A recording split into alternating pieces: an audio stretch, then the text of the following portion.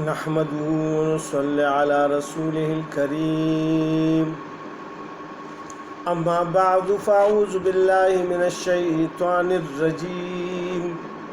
بسم الله الرحمن الرحيم لا خير في كثير من نجواهم إلا من أمر بصدقة أو معروف أو إصلاح بين الناس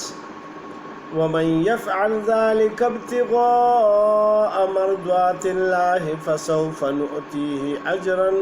عظيما ومن يشاقق الرسول من بعد ما تبين له الهدى ويتبع غير سبيل المؤمنين نوله ما تولى ونصله جهنم وساءت مصيرا صدق الله العظيم۔ السلام علیکم میرے بھائی اور بہنوں، آج ہم سورہ نساء کی آیت نمبر 114 سے شروع کریں گے اور اگلی آیتوں تک انشاءاللہ جہاں تک اللہ نے چاہا اس کا ترجمہ اور تفسیر بیان کریں گے۔ اللہ سبحانہ و تعالیٰ مجھے صحیح بیان کرنے اور پھر عمل کی توفیق عطا فرمائے اور آپ کو بھی۔ ان آیات میں اللہ سبحانہ و تعالیٰ فرماتے ہیں لا خیر فی کثیر من نجواہم، کچھ اچھے نہیں ان کے اکثر مشورے، الا من امر بصدقۃ او معروف، مگر جو کوئی کہے صدقہ کرنے کو یا نیک کام کو، او اصلاح بین الناس، یا صلح کرانے کو لوگوں میں،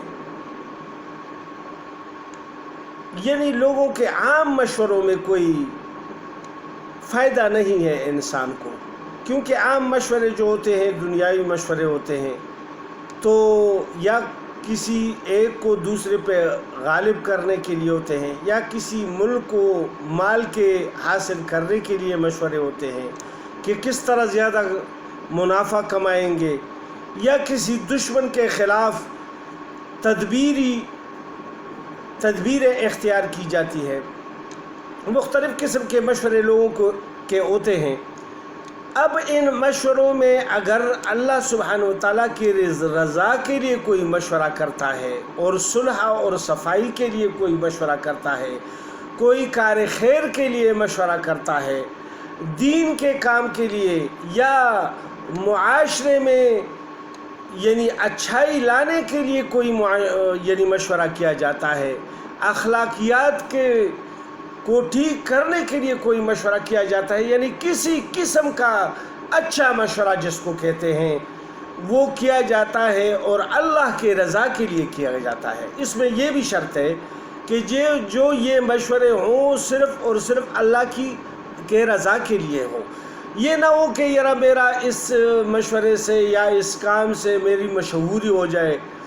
اور میرا بڑا پن ظاہر ہو جائے لوگوں میں، تو یہ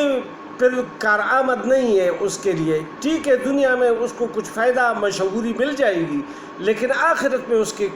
اس کا کوئی فائدہ نہیں ہے۔ اس کے مقابلے میں جو اللہ کی رضا کے لیے اس کے مشورے ہوتے ہیں تو اس کو اللہ سبحانہ و تعالیٰ دنیا میں بھی سرخرو کر دیں گے، یعنی اس کی مشہوری ہو جائے گی، یہ ایسی کوئی بات نہیں، وہ چھپے وہ باتیں رہتی نہیں ہیں، لیکن یہ ہے کہ اس کو آخرت میں بھی اس کا صلہ ملے گا۔ تو ان میں یعنی ان لوگوں کی طرف بھی اشارہ ہے کہ جو لوگ یعنی اس سے پہلے جو چوری کا واقعہ ہوا تھا، یعنی ایک منافق مسلمان نے ایسا کام کیا تھا اور پھر یہودی پر تہمت باندھی تھی، اور اس سے بچنے کے لیے پھر وہ اس کے کام قبیلے والے یعنی آپس میں رات کو مشورہ کرنے لگے کہ اس کو کیسے بچائیں گے، لیکن وحی کے ذریعے اللہ سبحانہ و تعالیٰ نے یعنی اس کو ظاہر فرما دیا۔ پھر وہ سزا سے اور ہاتھ کاٹنے سے بچنے کے لیے وہ جا کے مکہ بھاگا اور مکہ معظمہ میں پھر مشرکوں کے ساتھ شریک ہوا اور ان کے یعنی مشوروں پر پھر چلتا رہا، اور شاید اس نے دین بھی بدل دیا ہو، کیونکہ ایسے لوگوں کے لیے دین بدلنا کوئی مشکل کام نہیں ہے۔ تو اللہ سبحانہ و تعالیٰ اب عام دستور فرما رہے ہیں قیامت تک مسلمانوں کو کہ جن کے مشورے اچھے کاموں میں کے لیے ہوتے ہیں اور اللہ کی رضا کے لیے ہوتے ہیں تو اللہ سبحانہ و تعالیٰ پھر کیا دیں گے اس پر، وَمَن يَفْعَلْ ذَلِكَ ابْتِغَاءَ مَرْضَاتِ اللَّهِ، اور جو کوئی یہ کام کرے اللہ کی خوشی کے لیے، فَسَوْفَ نُؤْتِيهِ أَجْرًا عَظِيمًا، تو ہم اس کو دیں گے بڑا اجر، بڑا ثواب۔ اب اللہ سبحانہ و تعالیٰ نے جس اجر کو بہت بڑا ذکر فرمایا ہے، تو آپ سوچئے کہ اس پر کتنا بڑا اجر ملے گا، یہ کام کتنے اچھے ہوتے ہیں اگر معاشرے میں اپنی اچھائیوں کے لیے کام کرے اور اپنی زندگی کو اس مقصد کے لیے وقف کر دے، دعوت اور تبلیغ اور اچھے کاموں میں صرف اپنے یہ جو ہماری توانائیاں ہیں اور ہماری زبانی لسانی اور یہ جو ہمارے وجود کی اور یہ انسانیت کے لیے اور مسلمانوں کی اچھائی کے لیے یہ خرچ ہو جائے تو اور اللہ کی رضا اس کا مقصود ہو، تو پھر نور علی نور ہے، اللہ سبحانہ و تعالیٰ اجر عظیم عطا فرمائیں گے۔ پھر اللہ سبحانہ و تعالیٰ دوسرے لوگوں کا بھی ذکر فرما رہے ہیں، وَمَن يُشَاقِقِ الرَّسُولَ، اور جو کوئی مخالفت کرے رسول کی، مِن بَعْدِ مَا تَبَيَّنَ لَهُ الْهُدَى، جبکہ کھل چکی اس پر سیدھی راہ، وَيَتَّبِعْ غَيْرَ سَبِيلِ الْمُؤْمِنِينَ، اور چلے سب مسلمانوں کے رستہ کے خلاف، نُوَلِّهِ مَا تَوَلَّى، تو ہم حوالہ کریں گے اس کو وہی طرف جو اس نے اختیار کی ہے، وَنُصْلِهِ جَهَنَّمَ، اور ڈالیں گے ہم اس کو دوزخ میں، وَسَاءَتْ مَصِيرًا، اور وہ بہت بری جگہ ہے۔ اب اس آدمی نے تو اللہ اور رسول کا فیصلہ ترک کر دیا اور خوف کی وجہ سے بھاگا اور مشرکوں سے ملا۔ بہت سے ایسے مسلمان صحابی بھی تھے جن سے زنا صادر ہوا تھا، لیکن انہوں نے آ کر اقرار کر لیا اور سنسار کے لیے تیار ہو گئے۔ وہ ان کو پتہ تھا کہ جو شرعی لحاظ سے اس کی سزا ہے، اور شادی شدہ آدمی اور عورت جب زنا کرے تو اس کو سنسار کیا جاتا ہے، اللہ کا حکم ہے۔ تو وہ اس کے لیے تیار ہوئے کہ اور آئے اور رسول اللہ صلی اللہ علیہ وسلم کے سامنے اقرار کیا۔ علن کے پتہ نہیں تھا رسول پاک صلی اللہ علیہ وسلم اور صحابہ کو، کسی کو بھی پتہ نہیں، چپکے سے انہوں نے کیا تھا، لیکن دل ہی دل میں وہ آخرت کی سزا سے بچنے کے لیے وہ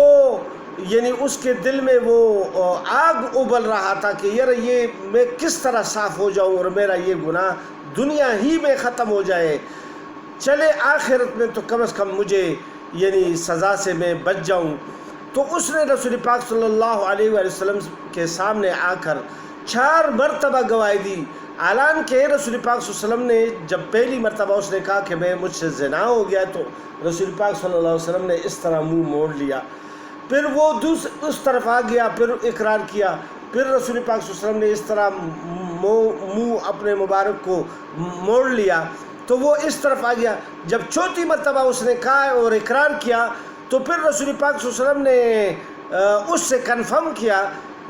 کیا تم پاگل تو نہیں ہو، تمہارے دماغ میں کوئی فرق تو نہیں آیا ہوا ہے؟ تو اس نے خود اقرار کیا کہ میرے دماغ میں کوئی فرق نہیں ہے۔ پھر لوگوں سے بھی پوچھا کہ آیا اس کے دماغ میں کوئی فرق تو نہیں ہے، اس نے پہلے کوئی ایسی حرکت تو نہیں کی؟ تو انہوں نے بھی اقرار کیا کہ اس نے کوئی حرکت نہیں کی۔ پھر صحابہ کو حکم دیا کہ اس کو لے جا کر اس کو سنسار کر دو۔ جب اس کو سنسار کر دیا اور اس کو ایک صحابی فرما رہے ہیں کہ جب میں نے وہ ادھر ادھر دوڑ رہا تھا، کیونکہ پھر آدمی کو جب پتھر لگنے شروع ہو جاتے ہیں تو تکلیف ہوتی ہے، تو وہ جب دوڑنے لگا تو ایک صحابی نے اونٹ کے سر کا جو اس کی جو بڑی ہڈی ہوتی ہے اس کو لے کر اس کو مارا، سر سے اس کے سر پہ مارا، اور اس سے خون کے پھوارے نکل گئے اور اس کے ساتھ وہ بیچارے لڑکھڑاتے ہوئے گر گئے۔ تو اس سے خون کے کچھ دارے اس کی قمیض پر پڑ گئے۔ تو اس نے کہا واہ یار، پلید خون ہے جو میرے کپڑوں پر پڑ گیا۔ رسول پاک صلی اللہ علیہ وسلم نے جب یہ بات سنی تو اس نے کہا کہ چپ رہو، اس نے ایسی توبہ کی ہے کہ اگر اس کے توبے کی جو یعنی پاکیزگی ہے وہ سارے مدینہ والوں پر، یا ایک قبیلے کا نام لیا کہ ان کے سارے لوگوں پر یعنی اس کو ڈال دیا جائے تو ان ساروں کی بخشش ہو جائے گی، اس نے ایسے توبہ کیا ہے۔ اور پھر جب یعنی اس کو سنسار کیا گیا تو اس نے جس سے زنا کیا تھا تو اس کے بارے میں پھر 2 صحابہ کو مقرر فرمایا اور ان سے کہا گیا کہ تم جا کے اس عورت سے بھی پوچھو کہ اس نے واقعی زنا کیا تھا آپ کے ساتھ، تو پھر وہ اس نے بھی اقرار کیا اور پھر اس نے بھی سزا کے لیے اپنے آپ کو پیش کیا۔ تو مسلمان تو اس کو کہتے ہیں کہ وہ اللہ کے سزاؤں سے دور بھاگتے نہیں ہیں، جبکہ یہ منافق تھا اور اس کے دل میں شرک کی بوند تھی، یہ بھاگا کہ ہاتھ میرا کٹے گا بھی، تو یہ ان کے ساتھ ملا مشرکوں کے ساتھ۔ تو مشرکوں کے بارے میں تو اللہ پاک نے فرمایا نصلہ جہنم، ان کا ٹھکانہ ہے دوزخ، وساعت مصیرا، اور وہ بہت بری جگہ ہے۔ پھر اللہ سبحانہ وتعالیٰ آگے فرماتے ہیں ان اللہ لا یغفر، بے شک اللہ نہیں بخشتا، ان یشرک بہ، اس کو جو اس کا شریک کرے، یعنی جو شرک کرے، بھی اس کے ساتھ، ویغفر ما دون ذالک، اور بخشتا ہے اس کے سوا جتنے بھی انسان کے گناہ ہوتے ہیں۔ اللہ سبحانہ وتعالیٰ اگر چاہے تو ان کو سزا دے یا چاہے تو ان کو بخش دے، لمن یشاء، جن کے لیے اللہ پاک چاہے تو، کیونکہ اس میں یہ شرط ہے کہ اللہ جس کے لیے چاہے، یعنی جس نے خالص نیت کے ساتھ توبہ کی ہو اور اللہ کے سامنے گڑ گڑا کے رویا ہو اور پھر آئندہ نہ کرنے کی عہد کر لیا ہو، اور اللہ سبحانہ وتعالیٰ پھر اس پہ ضرور رحم فرمائیں گے۔ اور پھر اللہ پاک فرماتے ہیں وَمَن یُشْرِک بِاللَّهِ، اور جس نے شریک ٹھہرایا اللہ سبحانہ وتعالیٰ کا، فَقَدْ ضَلَّ ضَلَالًا بَعِيدًا، اور وہ بہک کر دور جا پڑا، یعنی وہ جہنم میں دور جا پڑا، وہ کافر یعنی ہو گیا۔ يَدْعُونَ مِن دُونِهِ إِلَّا إِنَاثًا، پھر اللہ سبحانہ وتعالیٰ یعنی کافروں کی کچھ خصلتیں بیان فرما رہے ہیں، اللہ کے سوا نہیں پکارتے مگر عورتوں کو، يَدْعُونَ مِن دُونِهِ إِلَّا إِنَاثًا، یعنی ان بتوں میں عزا، منات اور نائلہ نام کے بت بھی تھی۔ نائلہ ایک عورت کا نام تھا، یعنی اس کے نام کا بھی بت بنا ہوا تھا جو کعبہ شریف میں رکھا ہوا تھا، اور وہ اس کی عبادت بھی کرتے تھے۔ تو منات بھی تھا ایک، تو یعنی اللہ فرما رہے ہیں کہ جو یعنی یہ اتنے خبیث ہے کہ انہوں نے عورتوں کے نام کے بت بنائے ہوئے ہیں اور اللہ کے ساتھ شریک بنائے ہوئے ہیں۔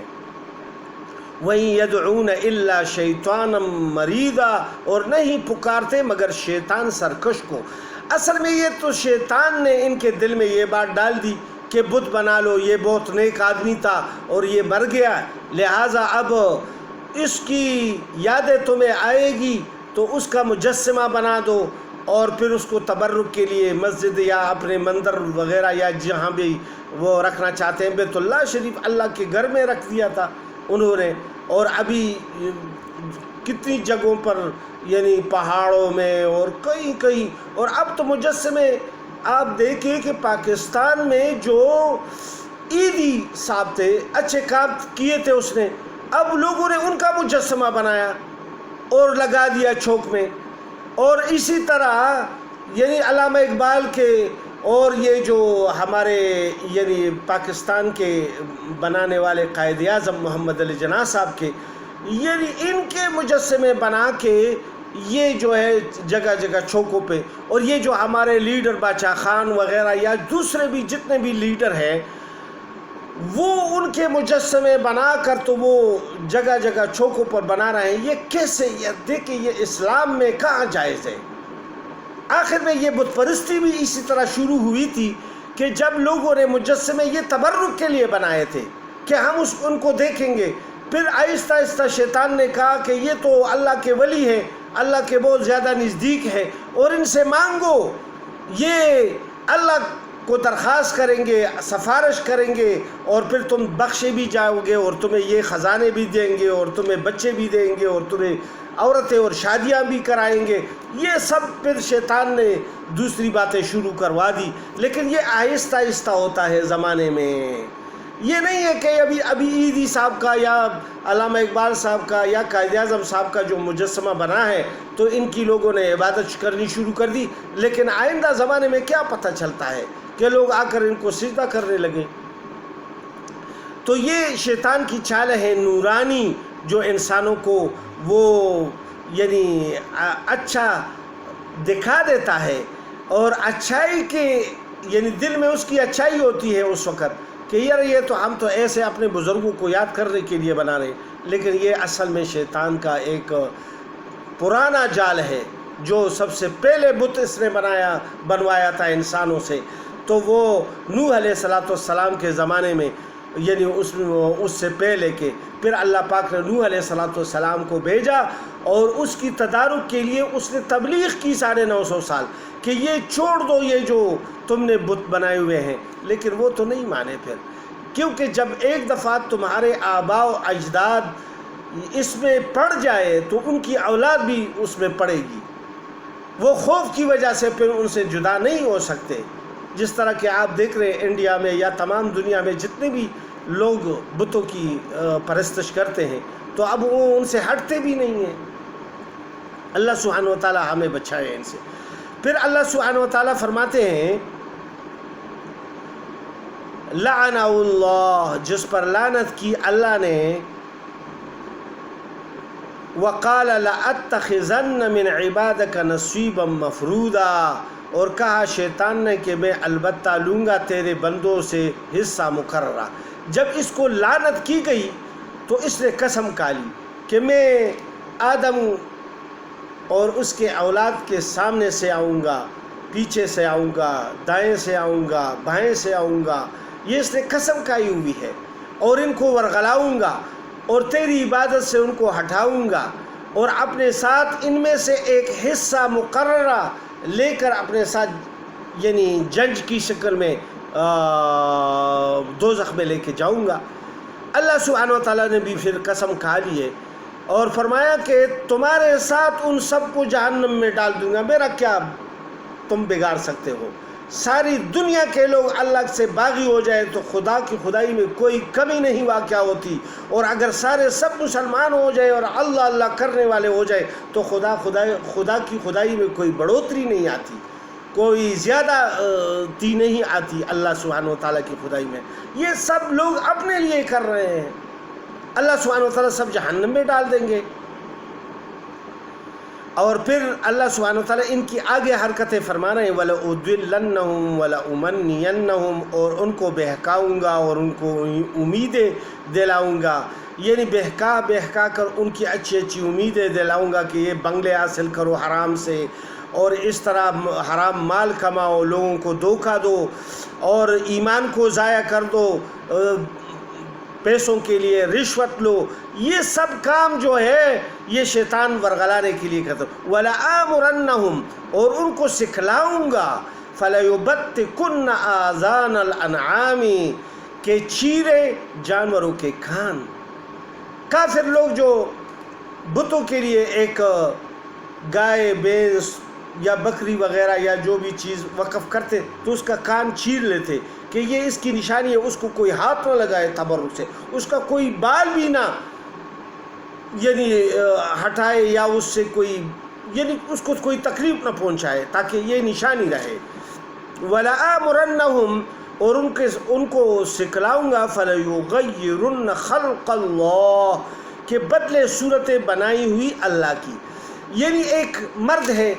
اور وہ اپنی صورت عورتوں کی سی بنا لے، یا عورت ہے اور وہ اپنی صورت مردوں کی جیسی بنا لے، یا کوئی اپنے آپ کو خواجہ یا ہجڑا بنا لے، یہ ساری جو ہے یہ شیطانی ورغلائے ہیں اور یہ وسواس ہے، جس طرح کہ یہ شیطان ادھر اقرار کر رہا ہے کہ سکھلاؤں گا ان کو کہ بدلے صورتیں بنائی ہوئی اللہ کی، اللہ نے جس کو آدمی پیدا فرمایا ہے وہ آدمی ہے اور جس کو عورت پیدا فرمایا ہے وہ عورت ہے، کیا ضرورت ہے تمہیں کہ اللہ سبحانہ و تعالیٰ کی پیدائش میں تبدیلی لاتے ہو؟ اس طرح نہ کرو۔ وَمَن يَتَّخِذِ الشَّيْطَانَ وَلِيًّا مِّن دُونِ اللَّهِ، اور جو کوئی بناوے شیطان کو دوست اللہ کو چھوڑ کر، فقد خسر خسرانا مبینہ، تو وہ بڑا صریح نقصان میں، یعدہم ویمنیہم، اور ان کو وعدہ دیتا ہے اور ان کو امیدیں دلاتا ہے، وما یعدہم الشیطان الا غرورا، اور جو کچھ وعدہ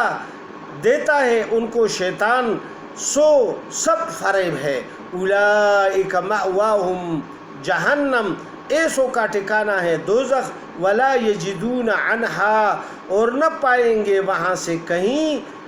محیصا، باگنے کو جگہ، یعنی باگنے کی جگہ وہاں سے کوئی بھی نہیں بھاگ سکے گا کہ یہ کہے گا کہ میرا کوئی سفارش کرے گا۔ کافر کی سفارش یا مشرک کی سفارش کوئی بھی نہیں کرے گا، کوئی پیغمبر بھی نہیں کرے گا، اور ہمارے پیغمبر علیہ الصلوۃ والسلام بھی نہیں کریں گے۔ شرک سے بچو بھائی، شرک پر اگر خاتمہ ہو گیا نا تو کوئی بھی تمہیں نہیں بچا سکے گا، لہٰذا شرک سے بچنا چاہیے۔ اللہ سبحانہ و تعالی ہمارے سب کی حفاظت فرمائے شیطان کے ورغلانے سے، اور اللہ سبحانہ و تعالی ہمارے دین اور سمجھ کو صحیح جگہ پر رکھنے کی کوشش فرمائے، اور آخر میں ہمیں اللہ سبحانہ و تعالی یہ پاک کلمہ نصیب فرمائے، لا الہ الا اللہ محمد الرسول اللہ۔ السلام علیکم ورحمۃ اللہ۔